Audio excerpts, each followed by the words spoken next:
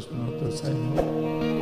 ખોડે બેહાડ્યો ને આ ઘટના મને બહુ ગમે સાહેબ. હું જ્યારે ગાઉં ને ત્યારે મારું હું છે ને હું ખરેખર ભરતભાઈ હું મને સાંભળું છું. લોકો મને સાંભળે કે ન સાંભળે, હું મને સાંભળું છું. મને આ વાતો બહુ ગમે છે. એટલે હું આ 73 વર્ષની ઉંમરે પણ હું થોડું ઘણું બોલી શકું એમ છું. 5 જ વર્ષનો હતો.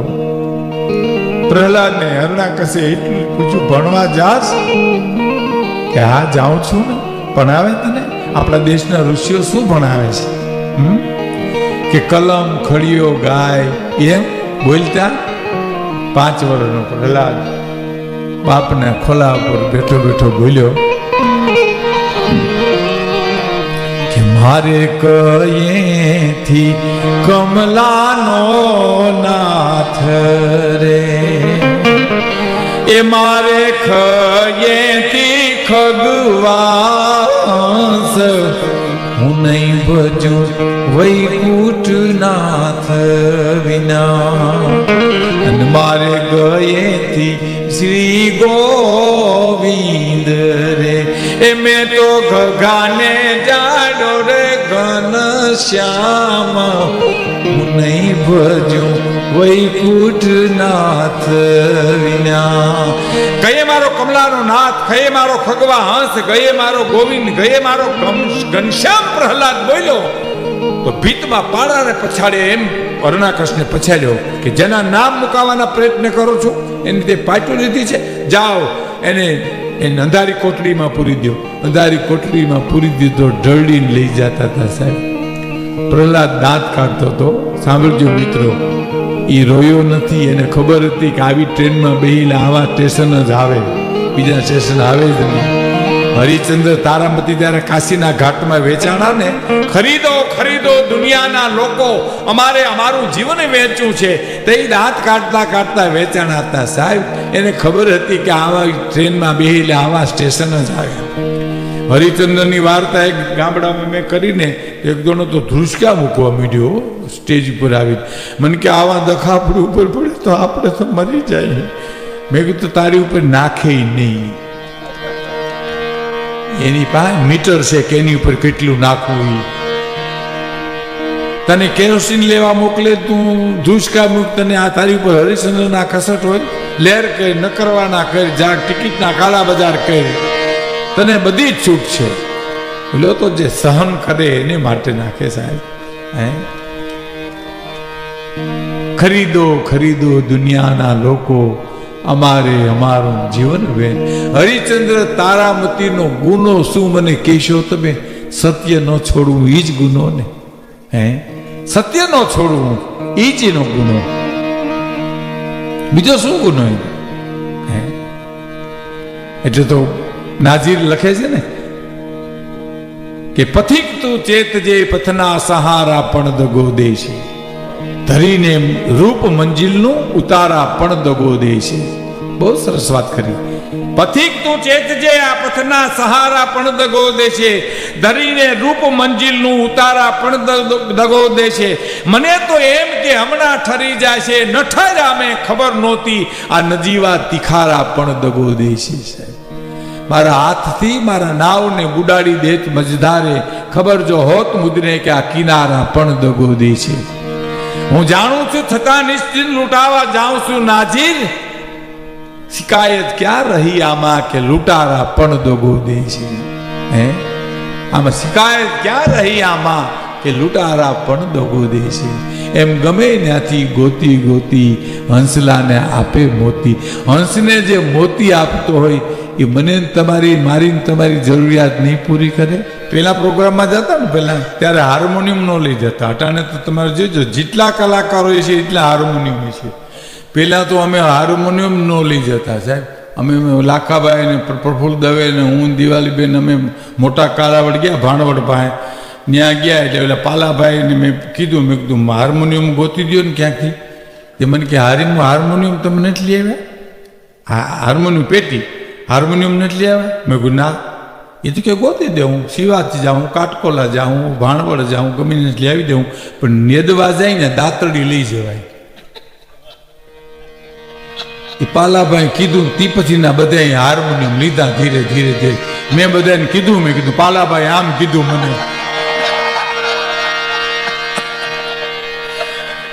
નકર તો પેટીયું ને જૂનિયું ગોતી આવે ગામડાઓમાંથી. હા, એક મહારાજ ભજન ગાવા આવ્યા ને કે પેટી ગોતી આવો તો ક્યાંક માળિયામાંથી કોક કાઢીએ હું. અને મહારાજે આમ પેટી હાથમાં લઈ અને સદગુરુ કરીને આમ પડી. સદગુરુ એટલું જ બોલ્યા કે એમ શું કામ હું થયું હું આમાં મહારાજને. સદગુરુ પણ કે જોવો તો ખરા આ કેમ વાયસ આવે કાંઈક વાયસ. જુઓ કે આજુબાજુમાં કંઈક જીવજંતુ મરી ગયું છે કાંઈ નહીં. મહારાજ કાંઈ છે નહીં, તમે તો પડો. સદગુરુ ગુણ. પછી ખબર પડી કે પેટીની ધમણીમાં ઊંદોડ્યો મરી ગયો. એ મહારાજ ધમે ને ઉપાડી લઈએ એને. ફૂક એને જ જાય સીધી. પછી બધા લીધા હાર્મોનિયમ બધા.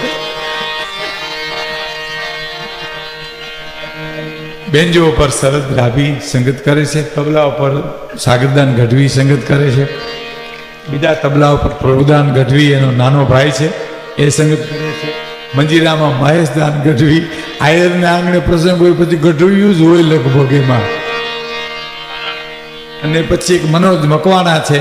અને આ બેયને ખોટું નથી લાગતું એટલે હું કહું છું ને રજા લઈને કે એ બે પરીક્ષામાં પાસ થઈ ગયા છે એટલે વાંધો નથી. નકર મજીરા જે વગાડે ને એની હગાઈ ન થાય, ગરીબમાં ન થાય. એના કારણ એ છે કે હામાવાળા પૂછે મૃત્યુ ધંધો શું કરે તો હું કેવું હું એમ એ વગાડે એ કહેવાય. મજીરા વગાડે તો ઓલા હામાવાળા કે હું અમારે મજીરા વગાડવા એની અરે આખી જિંદગી. પણ આ કલાકારો જે છે મોર જેમ પીછાથી રૂડો લાગે એમાં સંગીતકારો છે અમે રૂડા લાગીએ. છેલ્લી કડીને છેલ્લો પ્રસંગ આપ સાંભળજો કે ધણી મેં તો ધાર્યો છે દામી, વ્યાધિ દીદી સગડી વામી. એ જી ધણી મેં તો ધાર્યો નામી, વ્યાધિ દીદી સગડી વામી.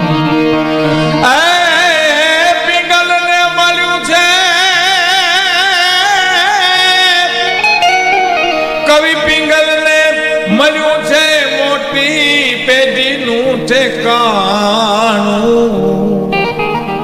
ઈ હરીની હાટડીએ તો મારે રોજનું હટાણું. જેને હરીની હાટડીએ હોય ને હટાણા એના જીવન કેવા હેરા ભેરા હોય એનો એક દાખલો આપણે દઉં સાહેબ. રાજા સાહેબનો યુગ હતો. એક કવિ ઘોડી વેચવા નીકળ્યો સાહેબ. લ્યો કોઈ ઘોડી, લ્યો કોઈ ઘોડી. કિંમત 1000 રૂપિયા રાખી. સાંભળજો સાહેબ, મેં તમને કીધું એમ હસવાની વાતે અમે તમને આનંદ પણ કરાવવા માટે આવ્યા છીએ. પણ અમુક જીવતરની વાતો છે ને એ જીવનમાં બહુ જરૂરી છે. તમે ભર્યા જાઓ સાહેબ, તમને તમારો થાક ઉતરી જાય. કવિએ 1000 રૂપિયા કિંમત રાખી ઘોડીની. 999 નહીં અને નહીં. તો જ્યાં જાય ત્યાંથી કોઈ 300 400 500 700 એવી કિંમત કરીને થાકી જાય. પછી બીજે પછી ત્રીજે. ટૂંકમાં હું મારે તમને કેવું હોય તો કવિ થાકી ગયા. ઘોડી વેચાતી નહોતી. એમાં કોઈ ડાયા માણસે કીધું કવિરાજ તમે ખોટા ધક્કા ખાવામાં આવે, હું તમને કહું એમ કરો તો શું રજવાડામાં જાઓ તો તમને ત્યાં કંઈક ઉકેલ આવશે. કોઈક રાજા લઈ લેશે.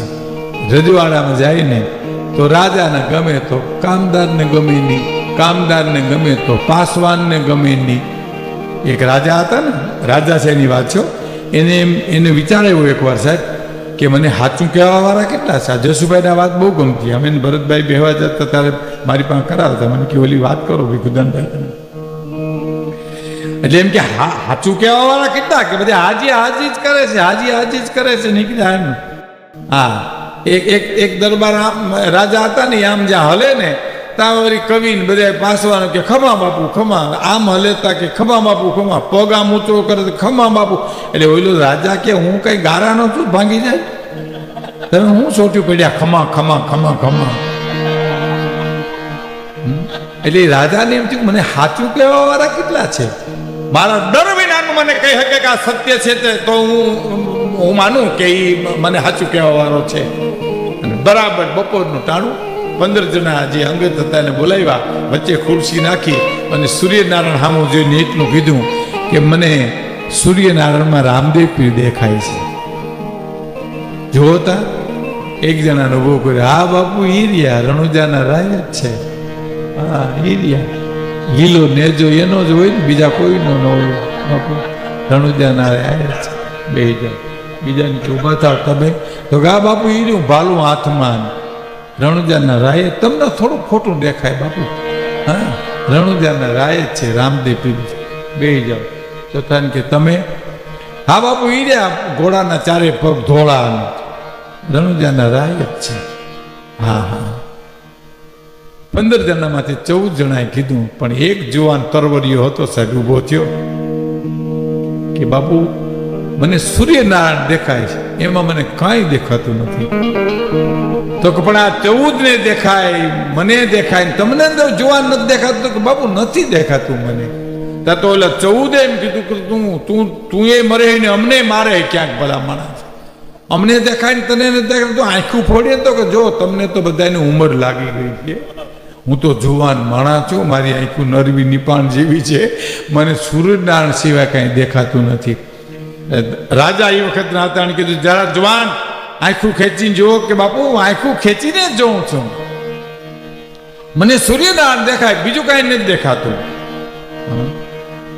પણ કે આ બધા 14 જણાને દેખાય ને તમને નહીં? તો પણ બાપુ એને ઉંમર લાગી ગઈ છે, હું તો જુવાન માણસ છું, મને તમારી નોકરીનો પટ્ટો મળ્યો છે, હું કહું ને સાચું કહું, તમને હું જરૂર સાચું કહી, તમે મારી નાખશો તો ભલે હું જરૂર મને રામદેવ પીર નથી દેખાતા, મને સૂર્યનારાયણ દેખાય છે.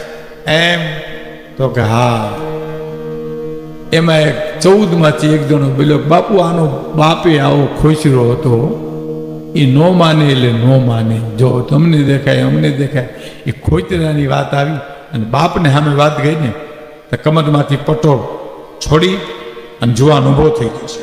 યો દરબાર મહારાજ, આ તમારી નોકરી, મારું પેટ ને ભરાય હું ફોડી નાખીશ, ગરીબ ગુજરાન કરી જિંદગી ગુજારીશ, પણ તમને જરૂર તમારો રોટલો ખાઉં છું, તમને જરૂર સત્ય કહીશ, મને રામદેવ પીર નથી દેખાતા, નથી દેખાતા, નથી દેખાતા. અને ત્યારે એ વખતે રાજાએ કીધું કે જમાદાર જવાન પટ્ટો બાંધી લ્યો, ના 14 પટ્ટા ખેંચી લ્યો, આમ ને આમ અટાણે અટાણે. હે આમ ને આમ અમારા હુડ કાઢ્યા, બાપુને દેખાય અમને દેખાય, બાપુને દેખાય અમને દેખાય, કુળના હુડ કાઢી નાખ્યા, કુળના કુળ ખેરી નાખ્યા. પટ્ટો બાંધી લેતું.